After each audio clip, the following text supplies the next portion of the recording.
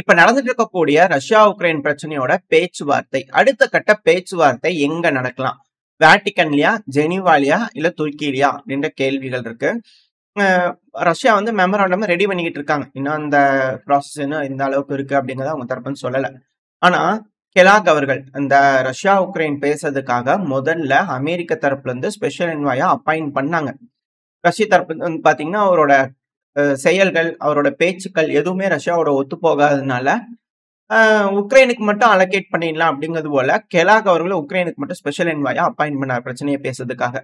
So ரஷ்யாவோட பேசணுமா இல்லையா என்கேஜ் பண்றதுக்காக விட்டாஃப் அவர்களை வந்து பாத்தீங்கன்னா ரஷ்யாவோட என்கேஜ் பண்ணாங்க. அங்க நல்லா வியாபாரம் வச்சு அமெரிக்காக்கு. ஸோ அதனால அங்க விட்டாஃப் அவர்கள் நல்லா சீரும் சிறப்புமா இருங்க அப்படிங்கிற போல இருந்தாங்க. இப்ப பேச்சுவார்த்தையெல்லாம் கொண்டு வந்து விட்டாங்க.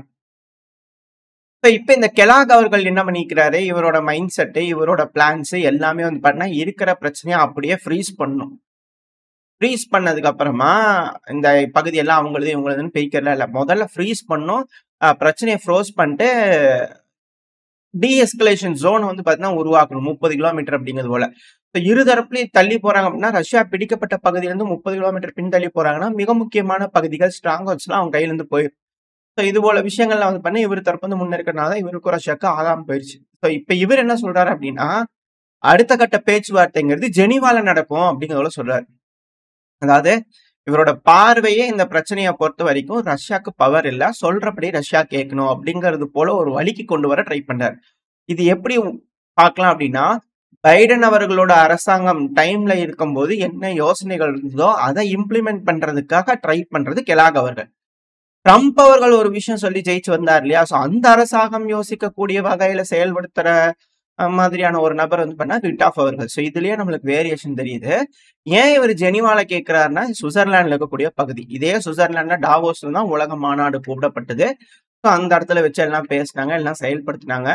ஸோ இப்ப இவர் திரும்பி சுவிட்சர்லாந்துக்கு கூப்பிடுறாங்க, ஜெனீவாக்கு கூப்பிடுறாங்க அப்படின்னா ரஷ்யாவோட கை ஓங்கி இருக்குமா இல்ல இறங்கி இருக்குமா அப்படின்ற கேள்விகள் இருக்கு. இதே ரஷ்யாவோட மைண்ட் செட்டுக்கு வந்து பார்த்தோம்னா அடுத்த பீஸ் ரவுண்ட் டாக்ஸ் எங்க நடக்கும்னு நீங்க எதிர்பார்க்கிறீங்க அப்படின்னு போய் லாவ்ரோ அவர்கள் கேட்டதுக்கு லாவ்ரோ அவர்கள் என்ன சொல்றாங்கன்னா ரஷ்யாவோட ஃபாரின் மினிஸ்டர் இப்ப கூட உயர் பட்டம்லாம் வந்து பாத்தீங்கன்னா அவர் கொடுத்திருந்தாங்க. ரஷ்ய தரப்பு வந்து கௌரவ இதெல்லாம் கொடுத்திருந்தாங்க. ஸோ இப்ப லாவ்ரோ அவர்கள் கிட்ட கேட்டதுக்கு அவர் என்ன சொல்றாரு அப்படின்னா துருக்கியில அடுத்த மீட்டிங் நடந்ததுன்னா எங்களுக்கு ரொம்ப பிடிச்சிருக்கு, நல்லா இருக்குது, சௌரியமா இருக்குது, துருக்கியிலே வச்சு பேசிக்கலாம் அப்படிங்கிற அவர் தரப்புல இருந்து பண்ண சொல்றாங்க. ஏன் ரஷ்யா துருக்கியை ப்ரிஃபர் பண்றாங்க மற்ற நாடுகளை தவிர அப்படின்னா துருக்கியில தான் ஆல்ரெடி இந்த பேச்சுவார்த்தை ஆரம்பிக்குது. 2022 பேச்சுவார்த்தை ஆரம்பிச்சது.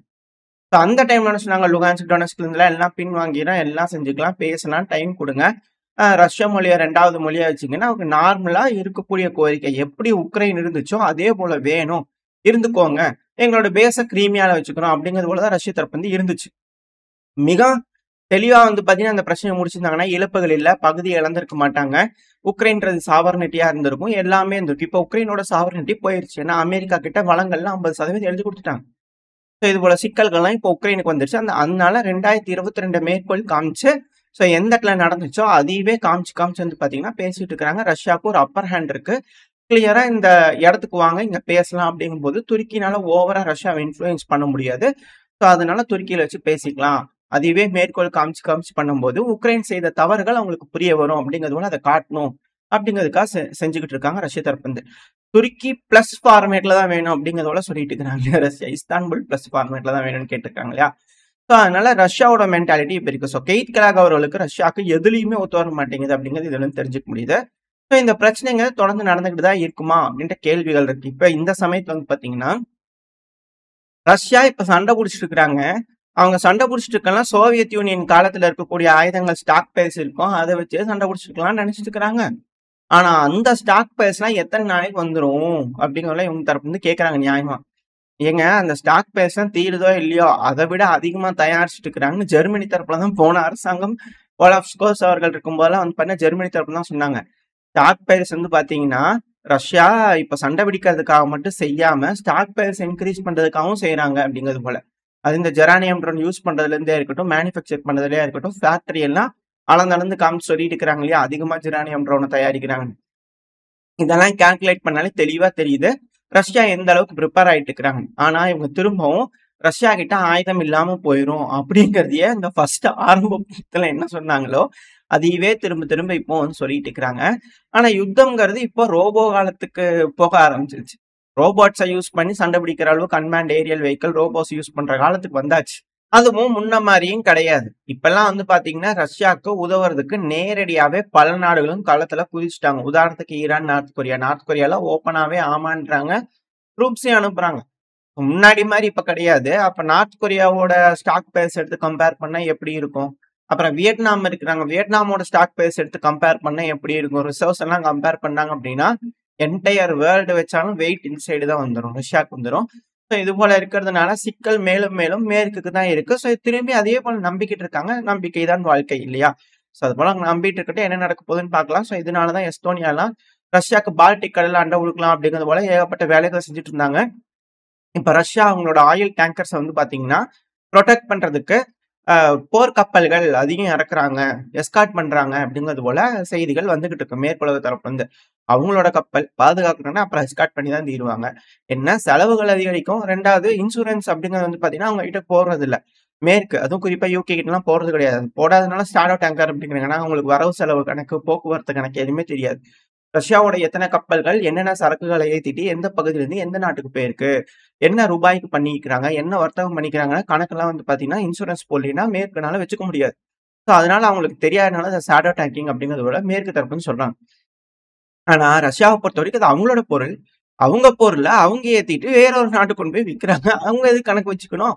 இதுதான் வந்து பாத்தீங்கன்னா நேவல் டாமினன்ஸ். அந்த டாமினன்ஸை மேற்கு இழக்கிறாங்க. அதுதான் இதுல இருக்கக்கூடிய விஷயம். ஒன்ஸ் கடற்படை ஸ்ட்ராங் ஆக ஆரம்பிச்சிருச்சு அப்படின்னா முதுகெலும்பு, நாட்டோட முதுகெலும்பு வர்த்தகத்தை ப்ரொடெக்ட் பண்ணணும்னா நேவல் ஸ்ட்ராங்கா இருக்கணும். நேவல் ஸ்ட்ராங்கா இருந்ததுன்னா அவங்கதான் அங்க ராஜா. ஸோ அதுதான் இதுல இருக்கக்கூடிய விஷயம். ஸோ ரஷ்யா நேவல் வார்ஷிப்பை வந்து ஸ்ட்ரென்தன் பண்றாங்க. கருங்கடல்ல ஆளுமை கிடைச்சிருக்கு. அசோவ்ல வந்து பாத்தீங்கன்னா முழுவதும் அவங்க கட்டுப்பாட்டுக்குள்ள இருக்கனால அதிக அளவுல போர்க்கப்பல்களை செய்யலாம். ரஷ்ய அதிபரான விளாடிமிர் புட்டின் அவர்களும் போன வருஷத்துல வந்து பாத்தீங்கன்னா அதிகமா கப்பல்களை கட்டலாம் அப்படிங்கிற ஸ்டேட்மெண்ட்ஸ் எல்லாம் சொன்னாரு. அதுக்கான முயற்சிகள் எடுத்துக்கிட்டு இருக்காங்க. சீனா குழந்தைய பெக்கிற மாதிரி பெத்து போட்டே இருக்குது போட் அது சைடு. நார்த் கொரியா அடுத்த நேவல் கப்பல்கள் வந்து பண்ணா ரெடி பண்ணிட்டு இருக்காங்க. நம்மளும் அதே போலதான் செஞ்சுட்டு இருக்கோம். ஸோ நேவல் டாமினன்ஸ் அப்படிங்கிறது மேற்கு கையில இருந்து போறதுனாலதான் இந்த சிக்கல்லாம் பெருமளவுல வருது. வாரம் ட்ரேட் நீங்க பாத்தீங்கன்னாலே அந்த எபிசோட தெளிவா இப்ப நடக்கக்கூடிய விஷயங்கள்லாம் அப்படியே மேட்ச் ஆகி ரன் ஆகுறது எல்லாத்துக்குமே தெரிய ஆரம்பிக்கும். ஏன்னா அந்த டைம்ல நம்ம ஒரு எபிசோடா போட்டிருப்போம். இந்த பிரச்சனைகள்லாம் ஏன் நடக்குது, எந்தெந்த பிரச்சனைகள்லாம் பெருசா இருக்கு அப்படின்னு ஒரு எபிசோட்ஸா போட்டிருப்போம். ஸோ அதுல நீங்க பாத்தீங்க அப்படின்னா தெளிவா புரிய ஆரம்பிச்சிடும். இப்போ லுக்கஷெங்கோ அவர்கள் வந்து பாத்தீங்கன்னா பேசிக்கிறார். ஃபோன் பண்ணி ரஷ்ய அதிபர் விளாடிமிர் புட்டின் அவர்கள்ட்ட பேசிக்கிறாங்க. ஏன்னா இந்த எஸ்டோனியா இவங்கெல்லாம் வந்து ரஷ்யாவோட அந்த நேவல் எல்லாம் பிளாக் பண்றாங்க அப்படின்னா இப்போ எஸ்கார்ட் கொடுக்குறாங்க அப்படின்னா மேபி புஸ்கா ஏதாவது நடக்குது, ஏதோ ஒன்று பிரச்சனை ஆகுது அப்படின்னா கண்டிப்பா பெலரூஸ் மேல கை வைப்பாங்க. ஸோ பெலரூஸ் தயாராகணும். அது வேக்னர் அவர்கள் பிரியோஜின் அவர்கள் காலகட்டத்திலிருந்து ரெடி ஆயிட்டு இருக்குது பெலரூஸ்.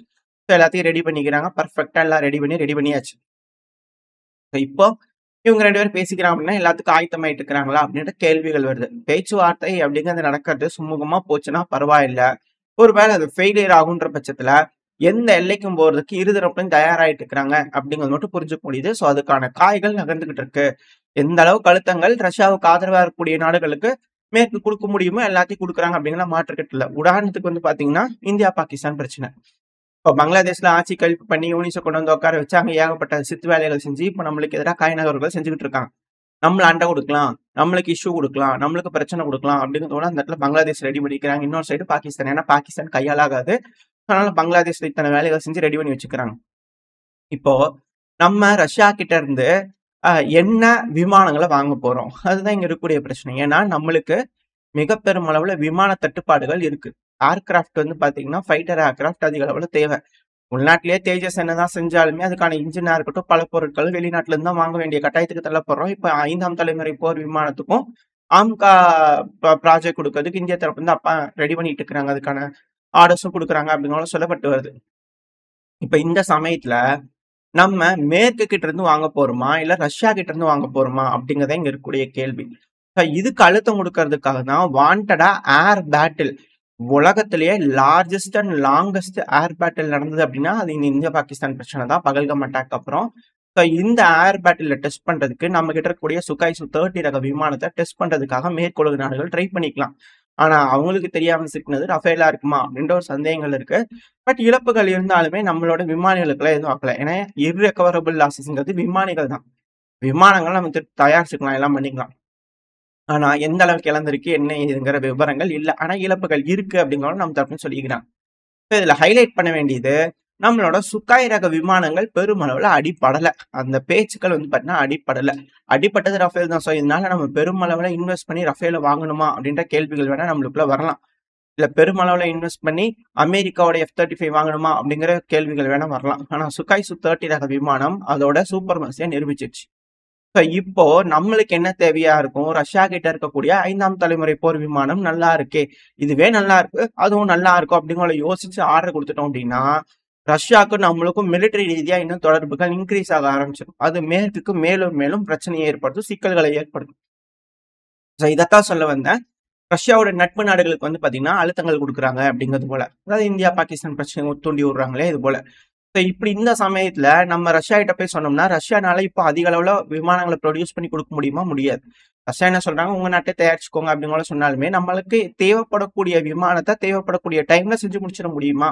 அப்படின்ற ஒரு கேள்விகளும் இருக்கு இல்லையா? டெலிவரி டைம் வந்து பார்த்தீங்கன்னா, ரிலையபிளா இருக்கணும், எல்லாமே இருக்கணும். ரஷ்யா கிட்ட அது இருக்கு. ஆனா யுத்த காலம் அப்படிங்கிறதுனால அது ஒரு சிக்கலா இருக்கு. இப்ப அந்த காரணத்தினால தான் நம்ம ஒரு வேள ரஷ்யா கூட இந்த விமானங்கள் வாங்கக்கூடிய ஒப்பந்தங்கள்ல கையெழுத்து போட்டோம் அப்படின்னா, மேலும் திரும்பவும் இந்த பிரச்சனை பெருமளவுல வெடிக்குமா? அப்படின்ற சந்தேகங்கள், அச்சங்கள் பல அனலிஸ்ட்டுக்குள்ள இருக்கு. ஏன்னா மேற்குலக நாடுகள் வம்படியா மனசுக்குள்ள வெஞ்சன்ஸ் வச்சுட்டு, "ரஷ்யா கிட்ட நீ வாங்குறியா ஏர்கிராஃப்ட்ட?" அப்படிங்கிறது போல. ஏன்னா விக்காது இதுக்கு மேல F-35 வேஸ்ட்டு. அது இந்த பெஸ்ட்டுன்னு சொல்லிட்டு இருந்தாங்க. இப்ப அது வேஸ்ட்டா போச்சுங்களே! என்னங்க பண்றது? எல்லாம் ஹவுதீஸே வந்து அத லாக் பண்றாங்க. அது ஸ்டெல்த்தே இல்லீங்களே! ஸ்டெல்த்னீங்க ஸ்டெல்த்தே இல்லீங்களே! அப்படிங்கிறதுனால எல்லாரும் இப்ப கேட்க ஆரம்பிச்சுட்டாங்க. இப்ப அத வாங்கி வச்சுட்டு நம்ம என்ன பண்றது? குப்பை தொட்டியில தான் போடணும். அதனால நம்ம அத வாங்க போறது கிடையாது. F-35 அதுவும் அது வேஸ்ட் அப்படிங்கிறது தெரிஞ்சுச்சு. இந்த காரணத்தினால நம்ம ரஷ்யா கிட்ட போறோம் அப்படின்னா, அப்புறம் திரும்பி மேற்குக்கு வந்து பார்த்தீங்கன்னா, வியாபாரம் நடக்காது. ஆளுமை அப்படிங்கிறது வந்து பார்த்தீங்கன்னா, மேற்கு கிட்ட இருந்து போயிரும் இல்லையா? அந்த காரணத்தினால இங்க பிரச்சனை திரும்பி வருமா? இது போல பல நாடுகளுக்கு அழுத்தங்கள் மறைமுகமா, நேர்முகமா குடுப்பாங்களா மேற்கு அப்படின்ற அச்சங்கள் இருக்கு. வெயிட் பண்ணி பார்ப்போம். இது எல்லாத்தையும் தாண்டி ரஷ்யாவோட நட்பு நாடுகள், ரஷ்யா என்ன மாரியான முடிவுகள் எடுக்க போறாங்க? எப்படி இதுலருந்து மீண்டு வர போறாங்க? பிரிக்ஸ் நாடுகள் ஒருங்கிணையுமா? என்ன இதுங்கெல்லாம் வெயிட் பண்ணி பார்த்துடலாம்.